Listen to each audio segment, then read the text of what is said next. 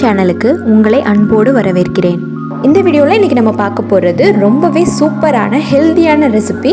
சப்பாத்தி, பூரி, சாதம் இப்படி எல்லாத்துக்குமே ஒரு பெஸ்ட் காம்பினேஷனான மொச்சை மசாலா. ரொம்பவே சிம்பிள் அண்ட் டேஸ்டியான இந்த மொச்சை மசாலா எப்படி பண்ணலாங்கிறத வாங்க வீடியோக்குள்ளே போய் பார்க்கலாம். வீடியோக்குள்ளே போகிறதுக்கு முன்னாடி நம்ம சேனல் வலையோசையை நீங்கள் புதுசாக பார்க்குறதா இருந்தால் என்னுடைய மற்ற வீடியோஸையும் செக் பண்ணி பாருங்கள். உங்களுக்கு பிடிச்சிருந்துச்சுன்னா சப்ஸ்கிரைப் பண்ணிக்கோங்க, பெல் ஐக்கானையும் ப்ரெஸ் பண்ணிக்கோங்க. ஃபஸ்ட்டு மொச்சையை நல்லா வாஷ் பண்ணிவிட்டு ஊற வச்சு எடுத்துக்கலாம். நான் இன்றைக்கி ஓவர் நைட் ஊற வைக்க போகிறேன். நீங்கள் குறைஞ்சது 8 ஹவர்ஸாவது ஊற வச்சு எடுத்துக்கோங்க. இப்போ பாருங்கள், நம்மளுடைய மொச்சை நல்லா ஊறி ரெடியாக இருக்குது. இதை நம்ம வேக வச்சு எடுத்துக்கலாம். ஒரு குக்கருக்கு ட்ரான்ஸ்ஃபர் பண்ணிக்கோங்க. இந்த ஊற வச்ச தண்ணியை வேஸ்ட் பண்ண வேண்டாம், அதே தண்ணியை நீங்கள் ஆட் பண்ணிக்கலாம். இப்போ இந்த மொச்சைக்கு தேவையான அளவு உப்பு சேர்த்து வேக வச்சுக்கோங்க. ஒரு 8லேருந்து 10 விசில் விட்டுருங்க.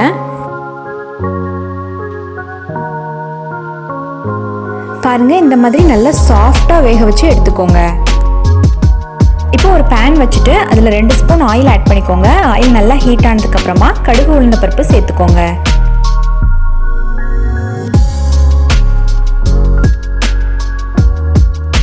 கடுகு உளுந்த பருப்பு நல்லா வெடிச்சிருச்சு. இப்போ கருவேப்பிலை சேர்த்துக்கோங்க. ஒரு பெரிய வெங்காயத்தை இந்த மாதிரி நீள நீளமாக கட் பண்ணி வச்சுருக்கேன். இப்போ அதையும் சேர்த்து நல்லா வதக்கிக்கலாம்.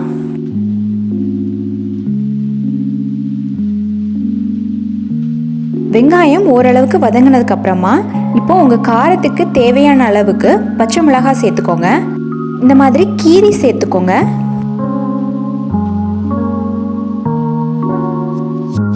தேவையான அளவு உப்பு சேர்த்து நல்லா வதக்கிக்கோங்க.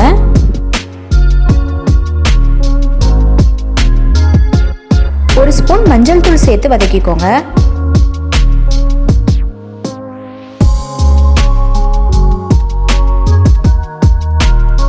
மஞ்சள் பொடியோடைய பச்சை வாசனை எல்லாம் போகிற அளவுக்கு நல்லா வதக்கிட்டோம். இப்போ நம்ம வேக வச்சு வச்சிருக்கிற மொச்சையை சேர்த்துக்கலாம்.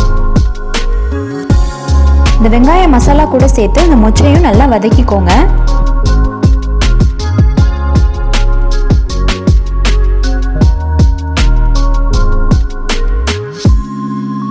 ஒரு 2 ஸ்பூன் கடலை மாவை நல்லா கட்டி இல்லாமல் கரைச்சி எடுத்துக்கோங்க. இந்த மாதிரி கரைச்ச கடலை மாவை இப்போ இந்த மொச்சையோட சேர்த்து நல்லா மிக்ஸ் பண்ணி விடுங்க.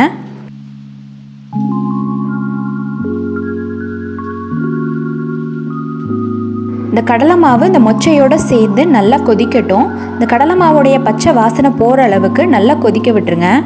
நல்லா எல்லாம் சேர்ந்து கொதித்து நல்லா திக் கன்சிஸ்டன்சிக்கு வர அளவுக்கு விட்டுருங்க. அவ்வளோதான். இப்போ பாருங்கள், நம்மளுடைய மொச்சை மசாலா ரெடியாக இருக்குது. ஃபைனலாக மல்லி இலை தூவி இறக்கிடலாம். ரொம்பவே சிம்பிள் அண்ட் ஈஸி, அதே சமயம் ஹெல்த்தியும் கூட.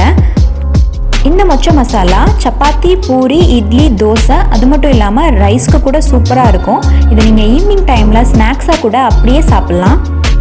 நீங்களும் இந்த ஹெல்த்தியான மொச்சை மசாலாவை ட்ரை பண்ணி பாருங்கள். ட்ரை பண்ணி பார்த்துட்டு எப்படி இருந்ததுங்கிற உங்கள் கமெண்ட்ஸை கமெண்ட் பாக்ஸில் தெரியப்படுத்துங்க. இந்த வீடியோ உங்களுக்கு பிடிச்சிருந்துச்சுன்னா லைக் பண்ணிடுங்க. உங்கள் ஃப்ரெண்ட்ஸ் அண்ட் ஃபேமிலிக்கும் ஷேர் பண்ணிடுங்க.